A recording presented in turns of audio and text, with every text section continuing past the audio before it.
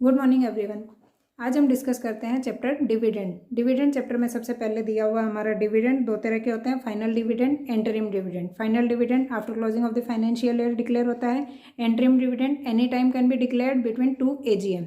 Final dividend can be proposed by board of directors and declared by shareholders. Interim dividend declared by board of directors.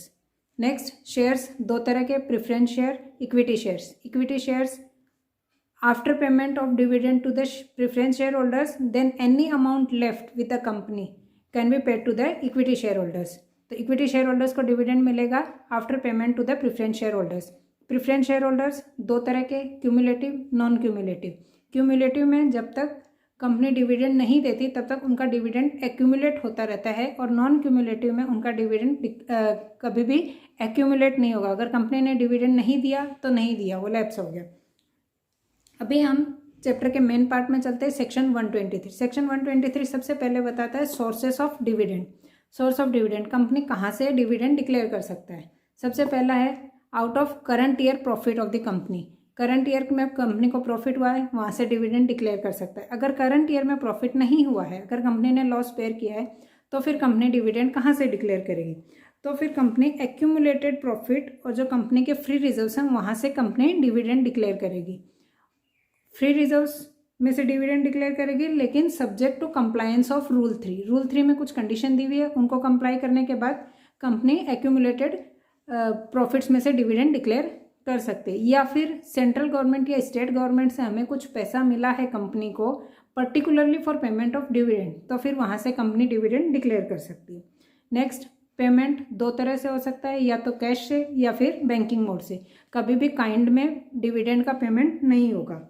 Before declaring dividend, company has to provide for the depreciation as per schedule 2 and provide for the previous year losses. अगर company को loss हुआ है तो फिर previous year losses को minus करने के बाद एंड डेप्रिसिएशन को माइनस करने के बाद कंपनी कैन पे डिविडेंड। अगर कंपनी को लॉस हुआ है तो फिर पास्ट ईयर के प्रॉफिट्स में से कंपनी डिविडेंड डिक्लेयर कर सकती है, subject to compliance of rule 3। अब रूल 3 में हमें 4 कंडीशन दी हुई है। 4 कंडीशन में सबसे पहली कंडीशन हमारी रेट ऑफ डिविडेंड की। अगर कंपनी को करंट ईयर में लॉस है, पिछले साल में प्रॉफिट हुआ है, पहले कंपनी ने डिविडेंड डिक्लेयर किया है, तो हमारा average rate of dividend for the past 3 years, 3 साल के डिविडेंड का एवरेज रेट लेके उस रेट पे हम करंट ईयर में लॉस होने के बाद भी डिविडेंड डिक्लेयर कर सकते हैं out of the accumulated profits. Next condition क्या है, maximum amount of withdrawal.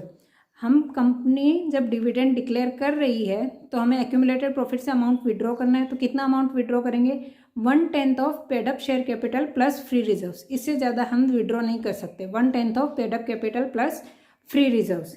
Third condition है, अमाउंट विड्रॉ करने के बाद first provide for the current year losses. Current year losses को माइनस करो, उसके बाद जो अमाउंट बचता है वो डिविडेंड डिक्लेयर करो। फोर्थ है balance of reserve after withdrawal. कितना बैलेंस बचना चाहिए, 15% of paid up share capital से कम बैलेंस नहीं होना चाहिए। उससे ज़्यादा बचा अच्छी बात है, कम से कम 15% तो बचना चाहिए, 15% ऑफ पेड अप कैपिटल।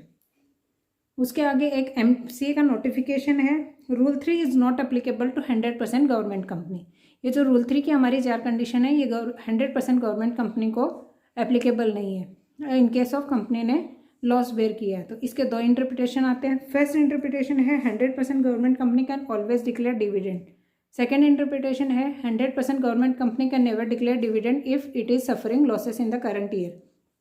तो करंट ईयर में लॉस है तो हमारा ICAI के हिसाब से अगर करंट ईयर में लॉसेस है तो 100% government company can never declare dividend, लेकिन एज पर ऑथर्स के इंटरप्रिटेशन के हिसाब से डिविडेंड डिक्लेयर कर सकते हैं। उसके बाद अगर कंपनी ने डिफ़ॉल्ट किया है कभी भी इन रीपेमेंट ऑफ डिपॉजिट्स या फिर उसके इंटरेस्ट में एज पर सेक्शन 73 एंड 74, तो फिर कंपनी डिविडेंड डिक्लेयर नहीं कर सकती। After declaration of dividend company has to deposit the amount in separate schedule bank within 5 days. Declaration के बाद विद इन 5 डेज कंपनी को एक शेड्यूल बैंक में अमाउंट डिपॉजिट करना रहता है। अगर company has to deposit within 5 days. After 5 days के 25 डेज में आफ्टर डिक्लेरेशन से 30 डेज के अंदर company has to pay to the shareholders, that is schedule bank में डिपॉजिट कराने के बाद 25 दिन के अंदर company has to pay to the shareholders. उसके बाद अगर कंपनी ने 30 दिन में किसी को पैसा नहीं दिया है तो फिर कंपनी का पैसा जाएगा अनपेड डिविडेंड अकाउंट में विद इन 7 डेज। हाँ, तो डेज आपको अच्छे से याद रखने हैं। Within 5 days after declaration से within 5 days company has to deposit in the schedule bank account. Declaration से within 30 days company has to pay to the shareholders. अगर पे नहीं हुआ, अगर 30 डेज कंप्लीट होने के बाद भी विद इन 7 डेज किसी ने अमाउंट क्लेम नहीं किया तो फिर वो पैसा जाएगा अनपेड डिविडेंड अकाउंट में as per section 124 unpaid dividend account में। अगर 30 डेज एक्सपायर होने के बाद विद इन 7 डेज किसी ने पैसा क्लेम नहीं किया तो वो पैसा जाएगा अनपेड डिविडेंड अकाउंट में।